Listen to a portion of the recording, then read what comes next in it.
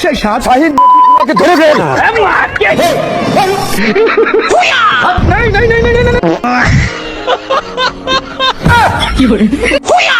বাপরে, কুত্তা তো দেখছি হ্যাপি ব্যাটিং করতেছে। আরে শালা এত বড় ধোকা, মানে এটা কোনো খেলা না গাইস, বলটাকে মারার কারণে তার গাড়ি করতেছে। বলেন কি? তো গাড়িটাকে ব্রেক লাগিয়ে ল্যাম্প পোস্ট লাগিয়ে সেখান থেকে চলে যায়। মানে কি পাপ, ঘাসে পানি দাও। मैं गाली नहीं दे सकता। তো এরপর কুত্তাটা আবার একটা গাড়ি নেয় যে গাড়িটাকে হ্যান্ডেল মেরে মেরে চালাইতেছে। বলেন কি? কিন্তু একটু পরে বুঝলাম কুত্তাটা গাড়ি চালাইতেছে না, ব্যায়াম করতেছে। বলেন কি?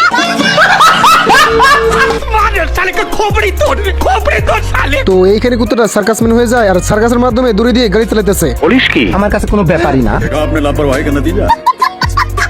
আর এইদিকে কুত্তাটা পাম্পার দিয়ে চেপে চেপে গাড়ি চালাইতেছে। তো এইবারে যখন দোলনায় চড়তে চড়তে গাড়ি চালায়, তো এইখানে কুত্তাটা একটা লাঠি আর চুমুক দিয়ে খেলা দেখাইতেছিল। তো চুমুকটাকে যখন লাঠির সঙ্গে লাগায়, গাইস দেখছেন খেলা দেখাতে গিয়ে কেমন করে ফেসে গেছে। তো এবারে রাস্তার মাঝে যতগুলো জিনিস ছিল, नहीं सारुण के यहाँ कुछ तो गड़बड़ है। তো গাইস পৃথিবীতে শুধুমাত্র এটাই একটা কুত্তা যেটা সব সময় বিড়ি খাইতো না, মানে খাওয়ার সময়, সেভ করার সময়, গোসল করার সময়, সব সময়। ये सब क्या देखना पड़ रहा है? শুধু সব থেকে বিড়ি বেশি খায় ঘুমানো যাওয়ার আগে। না মানে এই কুত্তাটা বিড়ি খাওয়ার মাস্টার ছিল। গাইস দেখছেন বিড়ি টানতে টানতে হাঁপিয়ে গেছে, তবুও বিড়ি খাওয়া ছাড়তেছে না। তো এবারে টেবিলের উপরে যতগুলো খাবার ছিল সব খাবারগুলো নিচে ফেলে দেয়। अरे मुझे चक्कर आने लगा। গতকাল বঙ্গোপসাগরে আগুন লেগে পানি পুড়ে সরকার হয়ে না মানে বুঝতেছেন কিছু, সে তার হাতগুলোকে বলতেছে যে বিড়ি এই হাত দিয়ে কোনোদিনও ধরবে না। আর ইতিমধ্যে ডান হাতটা বিড়ির কাছে চলে যায়। তো এবারে যখনই বিড়ি ধরে নিয়ে আসে, তখনই বাম হাতটা বাড়ি মেরে দেয়। বলতেছে বিড়ি যেখানে যেমনভাবে রাখা ছিল সেখানে সেমনভাবে রেখে আসতে। কান বে তখনই এই কুকুরের সামনে আরো একটা কুকুর বিড়ি খেতেছিল এবং তার মুখে ধোঁয়া মেরে দেয়। তখনই এই কুকুরের আবারও মাথা ঘুরে যায় এবং নেশার উপরে পাগল হয়ে যায়। कैसे कैसे लोग रहते हैं यार यहाँ पर।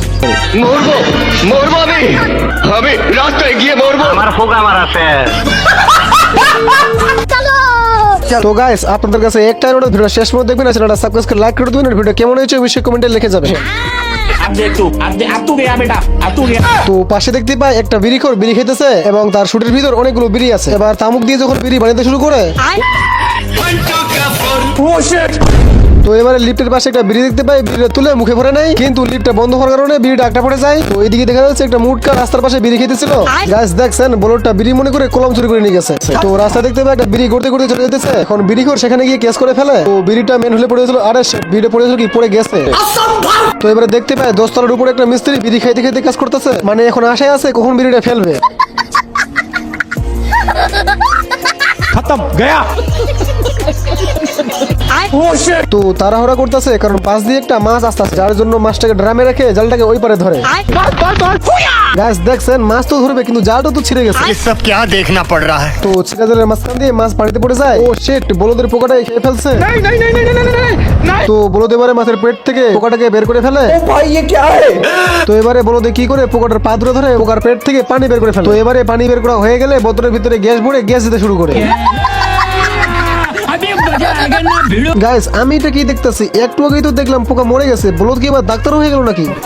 তো পোকাটা পানির উপরে ব্যায়াম করতেছে আর এখানে মাছের চারিদিক থেকে ঘিরে ধরে। তো পোকাটা এখান থেকে পালানোর চেষ্টা করে কিন্তু পালাতে পারে না। আমাকে ক্ষমা করে দাও। তো দেখছেন কাহিনী, পোকার থুতু মারাতেই সবগুলো উড়ে গেছে।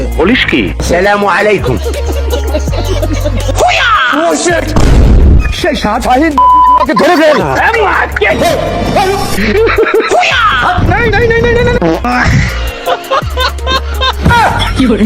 তো এই পাখিটা বলদের হয়ে দৌড়াতে শুরু করে এবং পাখির মতো বলদও দৌড়াতে শুরু করে। তো তখনই এই পাখিটা উড়তে উড়তে তার বাসায় গিয়ে বসে। আর এই বলদও কম যায় না, সঠিক নিশানা করে গাছের ভিতর দিয়ে উপরে উঠে পড়ে।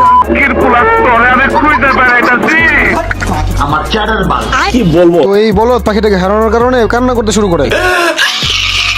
তো এই বলদে অনুভব করে দেখে যে পোকাটা গিরে বাজাইতেছে।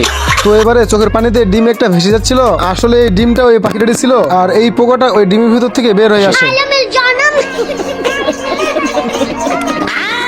अब तू गया बेटा। তো গাইস আপনাদেরকে আজকে আমি এমন একটা চাকরের সঙ্গে পরিচয় করে দিব যেটা দিয়ে 2030 সাল আস্তে আস্তে মানুষের চাকর ব্যবহার করাটা বেশি বেশি করে থাকবে। যখন দিন শেষে চাকর ব্যবহারটা শেষ হয়ে যাবে তখন আল্লাহ ভাবে চাকরের উপরে এইভাবে কাপড় রাখা হবে। তো এইবারে দেখুন 2030 সাল আস্তে আস্তে পিচের রাস্তা কেমন হয়ে যাবে। 2030 সালে যাতায়াত করার জন্য এইভাবে ছাপ বসিয়ে দেওয়া হবে। देखा आपने लापरवाही का नतीजा। মানে 2030 সালে কোনো গাড়ি ব্যবহার করা হবে না, গাড়ির বদলে এইভাবে ছুরি ব্যবহার করা হবে। এখন আপনাদের মনে একটা প্রশ্ন থাকতে পারে, এই বৃষ্টির দিনে এই চাকুর উপরে কিভাবে চড়বো? আরে ভাই ছুজ আছে যেটাকে টিপার সঙ্গে সঙ্গে ছাতা বের হয়ে আসবে। अब देख तू।